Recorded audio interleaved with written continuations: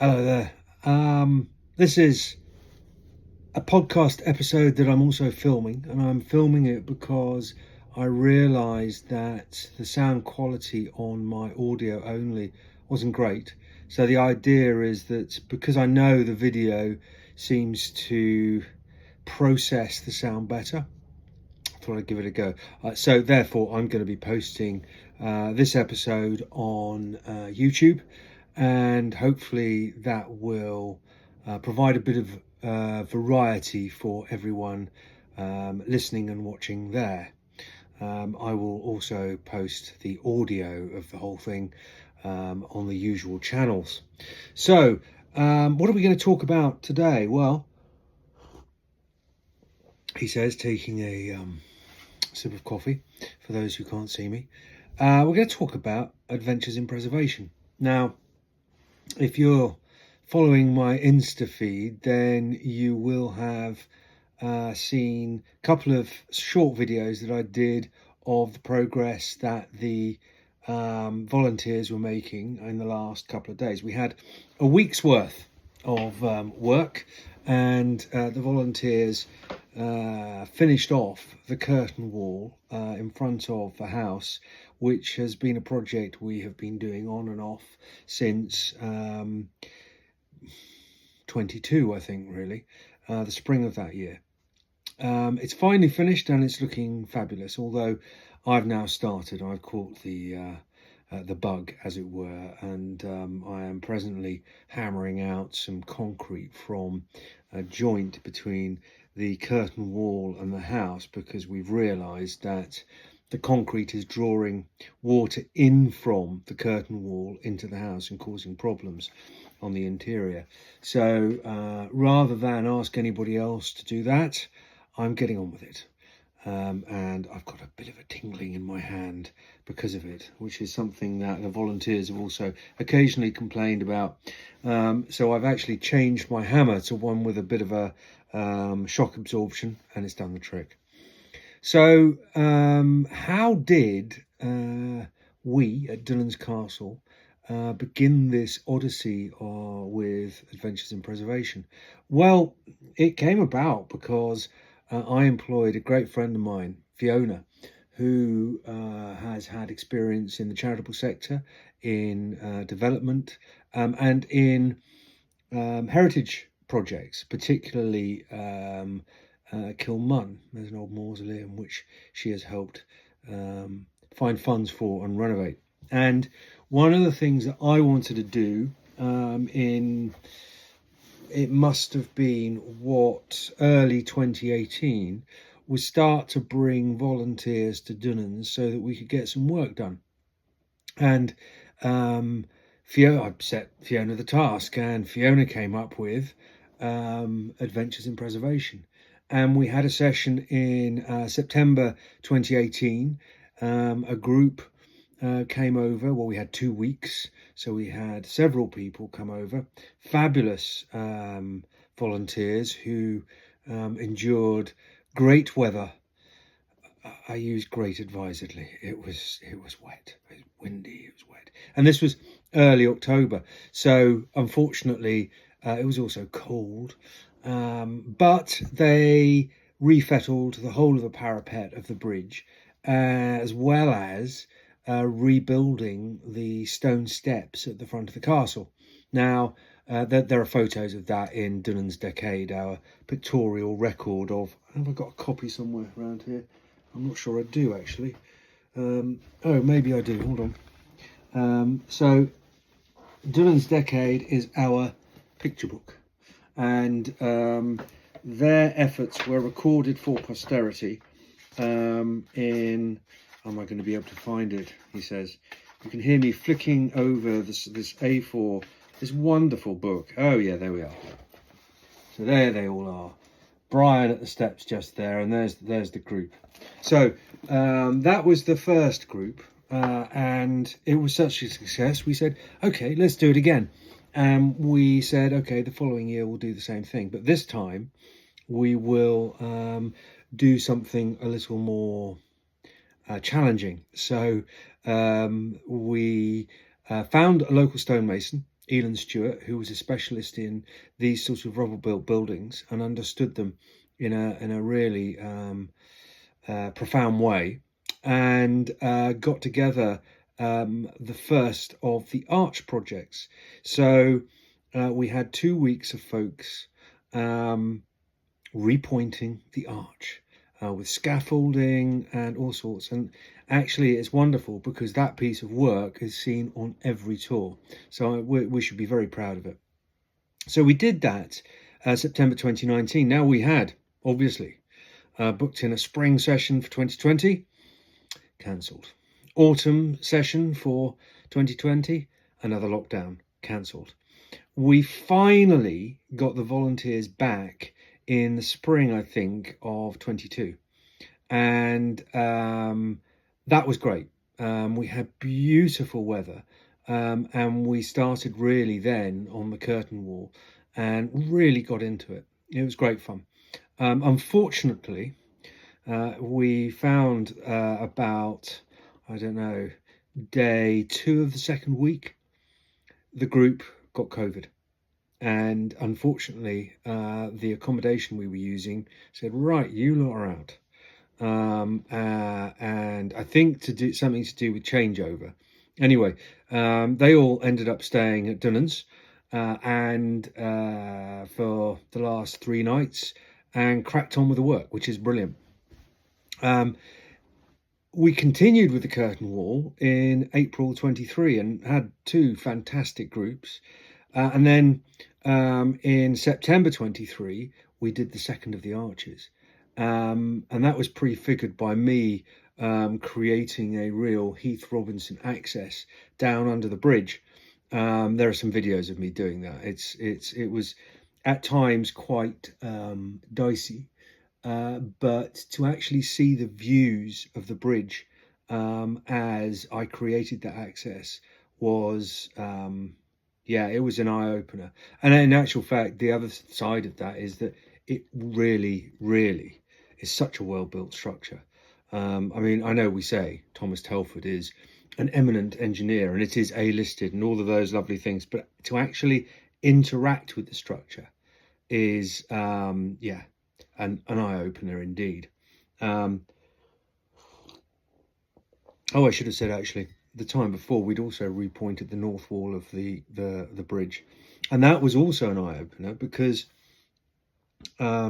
we found we were expecting it to be, because it's not the north facing wall, it had a lot of would have been very damp, had a lot of moss and lichen, had foliage, etc. And when we dropped the scaffolding down and had a look at the actual pointing, it was only soft for the first inch or so. I mean, it was quite incredible. This building, which has been there for 200 years, is still pretty good on all the vertical faces, which is a relief, as you can imagine, because it means we don't have to do those urgently. What we do have to do urgently is the arches. So that to then roll forward into September 23, we had 2 lovely groups who dealt with rain and weather and did a cracking job. So that was wonderful. And then this year we've had 2 sessions that have focused mostly on the curtain wall. In the spring, the arch for the courtyard arch that is incorporated into the wall was refettled and done brilliantly. We also started some of the repair of the sandstone, and then just as we've finished the September this year, we have done the last segment on the inside of the wall, plus finished off some more of the sandstone, and that was building on a bit of work. And we had a day in May when some French friends came over, 9 of them, and spent the day hammering at the wall. They did a cracking job, brought all of their lovely wine and cheese and saucisson, and we had a cracking day that day. We really did. So it's been a very enlivening progress, and next year is going to be even better because in the spring we're going to start to do some forestry work. We've often had requests, as I've talked about the new woodland, from volunteers to go planting and path making, to clear rhododendron, to do those sorts of greener tasks. So we're going to do that in April 25. The dates are yet to be confirmed, but it's looking like the 23rd to the 30th. I'll know more next time probably. And then we're going to do a month in September, a whole month. And that's going to be brilliant, because what we're going to do is we're going to do the main arch.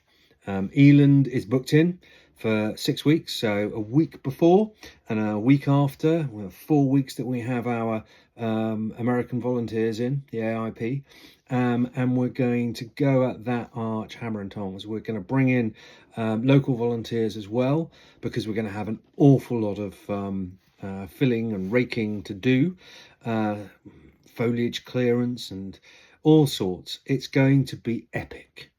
And it is also going to mean that the structural part of the refurbishment of the bridge will be complete once that's done. And that means we can then reassess what the weight limit over the bridge should be. Fingers crossed for 20 tonnes. And that will then mean that we will have a relatively good access for materials, rather than having to place them at the drive head and then yours truly picking them up in his tractor and taking them across the bridge to the castle in small loads. We'll be able to have it all delivered to the front of the castle. I mean, again, we're not going to be able to get the big lorries and the big pieces of machinery over. That's for the secondary access when and as we build it. But for now, it enables hugely. It also means that we can then look at resurfacing the deck, and that'll be a job for 26 probably, and that will stop the water coming through, but it will also give us a better drainage over the whole structure. But we do need to have the extra weight bearing that repointing the main arch will give us. So exciting times for the Adventures in Preservation project or program. It was really lovely this time, actually, because we had 3 directors from the organisation on the week. One, Judith, who we know extremely well, who's been on most of the sessions.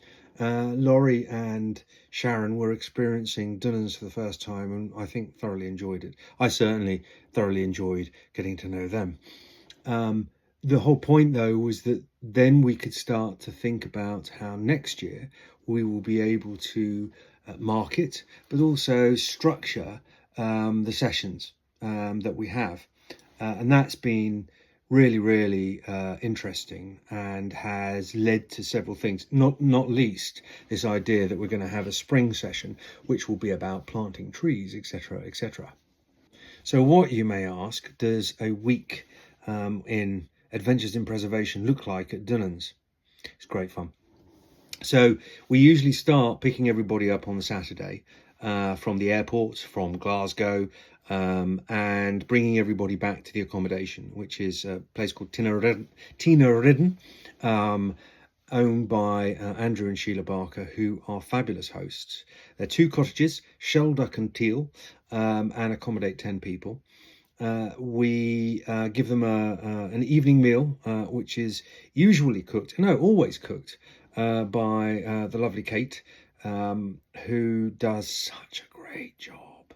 If you need a caterer in Cowell, ask me and I will give you her contact details. I won't do it on the podcast, but just ask me.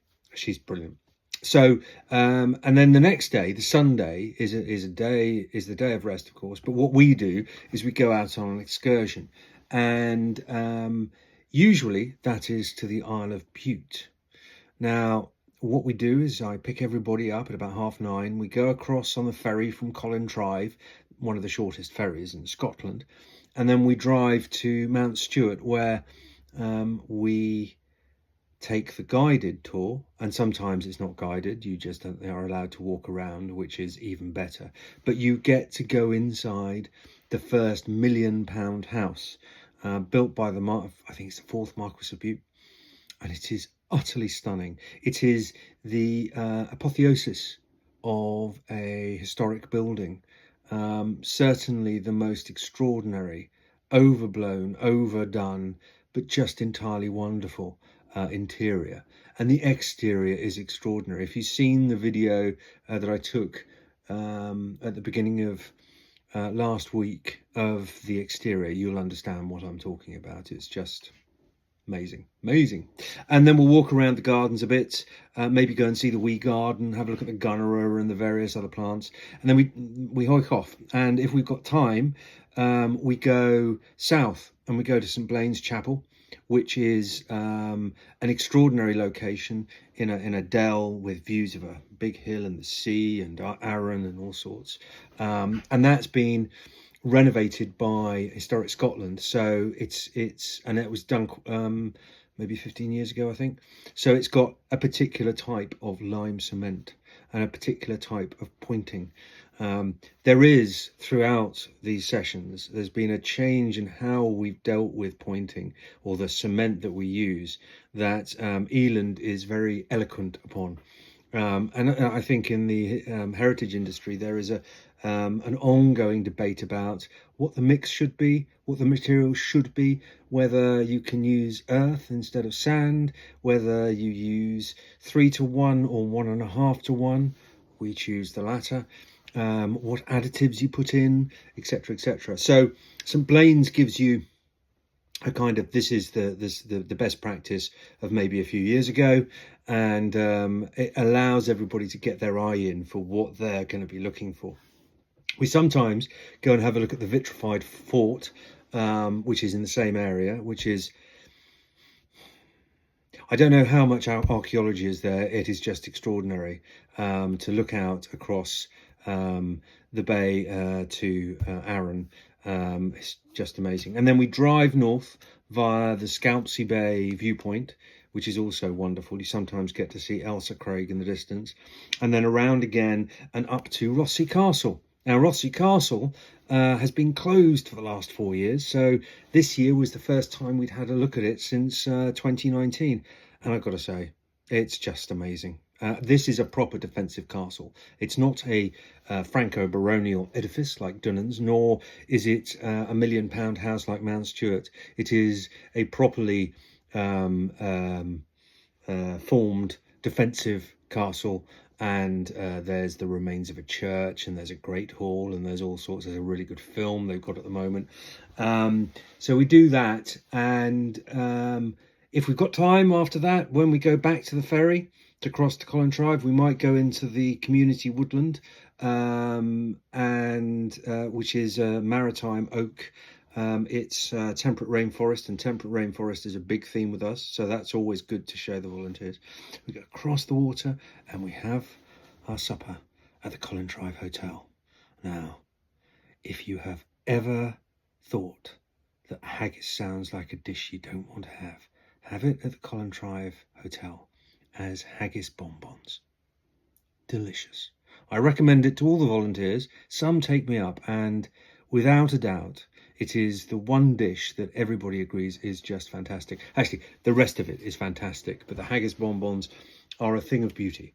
And after that, everybody goes back, and we start work on the Monday, and we go through the week, working 9 to 5. We might go to the pub one evening. On the Wednesday or the Thursday, we go on another excursion. Oftentimes, that will be to Inverary. Inverary Castle, the Duke of Argyll's fairy tale seat. Look it up on the internet. It is just amazing. And then we'll also go to Inverary Jail. And I often say to everyone, Inverary Jail is consistently one of the best visitor attractions for families there is in Argyll, particularly because there is a torture table where you can tickle your siblings, or at least that's what used to happen to our kids. I'm not sure any of the volunteers have ever got on the torture table, but they certainly have enjoyed walking around it. And then we'll have supper at the George, because the George is just one of those pubs that you have to experience. This is in Inverary, but oftentimes there's also just a moment to do some shopping. You know, if one of the volunteers needs a new waterproof jacket, there's a great second-hand shop, vintage shop around the corner. Judith herself has had a very good deal there. And then after that, we'll have another couple of days of work, and everybody goes out on the Saturday back to Glasgow. We might have a meal on the Friday night, depending upon how things are. This time, I had a dog to get back to, so that put a bit of it was quite interesting. Looking after a canine without the we tried having her in the van, but I have to say, even after about half an hour, it was just covered in white hair. Can't do that, just can't do that. So anyway, we'll work that one out. So that's the kind of stuff that we do. I mean, you know, we've also been to Oban to see Dunstafnage and Denolly Castle. We looked at I tell you what, the distillery there is very good. Had lunch at Iusk, which is the fish restaurant on the pier. That's another good one, really good one. And then you go and have a look at McCaig's Tower and look over the bay towards Guylan and Carrera and Lismore, and it's just beautiful. Just on a sunny day, it is just the most outstanding thing. And there are other things that we do. If everybody's interested in arboretums, then we go to Benmore Gardens, which is actually quite local to us. The most beautiful sequoia avenue I have ever seen. And then we'll go to somewhere like the Coilet for a pint. We often go to the Cregans for a pint, actually. That's quite a nice one. They've got a pool table, which is always good. I love thrashing those Americans. It hasn't happened, actually, it's got to be said. My pool is pretty awful.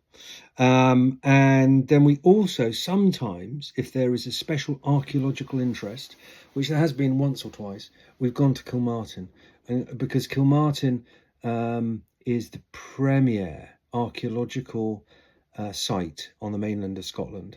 I mean, there's stuff going on Orkney which is just outstanding, but Kilmartin in Argyll is awesome. Glendaruel is a close second, but it's not as well developed, and Kilmartin now has a visitor centre. So we go there, and we might have a meal at the George on the way back, or we could go down to Tarbert, have a look at Tarbert Castle, and there's a great restaurant underneath the arches, and I can't remember what it's called, but really worth it. And then go back on the ferry to Portavadie, and Portavadie is a great place for a beef burger. Anyway, so you get an idea that we've got an awful lot of options around us for excursions, and we kind of tailor that to the interest of the people on the week. And oftentimes it's the Wednesday when I'll say, okay, no, right, I can see there's an interest here in archaeology. We'll do that this time. There was one excursion up onto the hills in Glendaruel, and it was a fine day, and I think everybody enjoyed it. But I'm often have the mickey taken out of me for insisting that they walked for miles and miles and miles. It was only a mile and a half, but most of it was vertical. So the adventures in preservation sessions are great because for folk who participate, you get new skills, you make new friends, and you get that sense of achievement. And that's what I love about it, because, you know, I do the week and I also get a sense of achievement out of actually making it a successful time for everybody, as well as seeing all that work appear. Now, I'm going to leave you now with some quotes from some folks who were allowed me to film them. I think this was spring 23, and it gives you a real flavour for what people get out of the whole thing. It's really good. See you next time. Hope you enjoy. Okay, can you tell me what you have enjoyed about the week? Elin. No. Sorry. We came here because we were fascinated by doing something that is so traditional. Mm-hmm. And he's been an excellent instructor. He is just a delight to work with. He's extremely patient. He's extremely knowledgeable. And very encouraging, and we actually at this point in the week kind of maybe know a little bit about what we're doing. So it's been lovely. He's been just super. Melissa, what have you enjoyed about your time with us? Well, aside from Meg, Yeah. I think this is the perfect combination of adventure, travel, architecture, history, and learning a trade from an expert. It's just been a real hands-on opportunity to learn about your project and all the history behind it. And being in the design and architecture community back in Denver, I just think this was right in my wheelhouse. Enjoyed about it is meeting all these interesting and intelligent people with the same interests I have, and learning this trade, seeing your beautiful historic building, and what else? I don't know.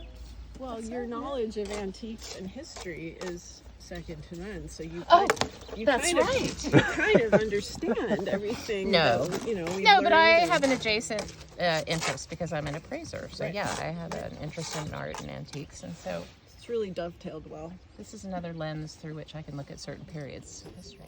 I love learning how to repoint and use lime mortar. Lime mortar is fantastic. It is her favorite thing. It is my favorite thing to use. So, and also I love meeting all the people who come. Yeah. We have such a good time. And the excursions, I must say, are a little more fun than repointing. A little more fun than repointing. I'll take that. Because I'm the person who puts them together, so There you I'm go. happy. There Yeah. you go. Excellent. And the food is yeah, wonderful, that's and a I good don't point. have to cook for myself. Good point. Oh, yeah, So good point. that is a key point. So Brian and Lindy, as folks who've been to Dunnan several times, four times, what is it you enjoy, and what have you enjoyed about this week, this time? The weather. The weather has been wonderful, Oh, fantastic. and then we get the typical Scottish weather, which is also wonderful. Okay, we brag about the weather. People say, "All right, you're going to go do what?" And it's like, "Yeah, we're going to go stand in the rain and help somebody else preserve their property." It's great. But the thing is, if you're a tourist, and I have thought about this, if you're a tourist, you blow through a place and you say, "Oh, isn't that beautiful? Oh, look at the little happy little sheep," and you know nothing about what's going on in that community. And Yeah. from the very first time we were here, we were embedded in the community. And that's the beautiful thing about staying at the various local cottages, because you see a little bit of their life, and Yeah. you can talk to them, and you can hear about it, and so now I think we're kind of invested in your project. That's what I like to hear. And But also you were certified not certified, but we at least have an appreciation so we can be mortar snobs all across Oh my God! all Yes. across the world. oh, well, yeah, good You go one. through the world and you're like, "Oh, look at that! That's Portland cement. Look at stone and sandstone. Oh, that really sucks." What have you enjoyed about your week with us at Dunnan? Well, I mean, many things. It's been very educational. When I have come over here before, I've always marveled at all the old structures, and I always think, well, there's some guy with a hammer and chisel who made all this stuff. And now I realize how much more there is to it than that. There's a whole science to it. The whole mortar thing is very complicated, lots of chemistry. And I thought that was really, really interesting. And our master stonemason here has been very patient with our many, many, many questions. So it's been great. I've learned a lot. And Charles has been great. He's a great host. And we've had tons of fun. This week the weather's been pretty good. In previous times we've had swimming in Lake Dunnan outside the wall. I think I really enjoyed the fact that we rebuilt that dome, Yeah. and it was one of those projects where you're not just doing a little pointing and things. It was some significant work that we were doing. Not that this is insignificant, but it was something you could actually see the progression of it. Yeah. You know, there's endless grooves of little stone here. You could do this for months on end. But you know, a couple of days we built that dome, and it was pretty satisfying. I chose to do the 2-week trip because once you're flying over here, you might as well make it worthwhile. And then on the way over, I decided to visit Iceland for a couple of days. So that made it like a 3-week trip. And then you get here and it's just green and lush. The first week was sunny, wonderfully. And then we have wonderful food, nice beds to sleep in, and nice warmth, and nice company.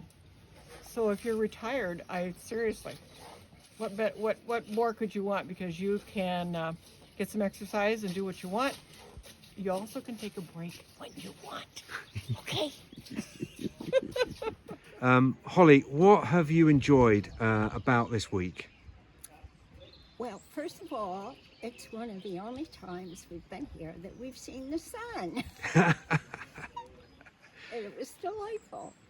I love coming here. My ancestry is in Scotland, and the clans, McGregor.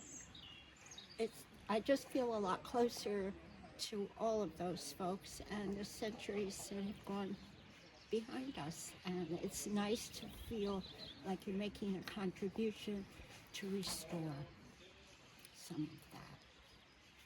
Sorry, what were you just saying, Melissa? I was just saying this has been an adventure of a lifetime, but I haven't had a vacation in 7 years. So So that's understandable, really. yeah, no, it's been great. It's been really great. Elon, what have you enjoyed about this fortnight? I've enjoyed working with these guys. It's great. It's one of the highlights of my year. When people say to me, what are the good things about your job? I say, well, working in St Kilda at a World Heritage Site and working at Dunes Castle with Adventures in Preservation. They're a great crowd. I really enjoy working with them. So it's these guys, because the work is very similar to what we would do much of the year anyway. So it's these guys that make all the difference, that make it super memorable for me.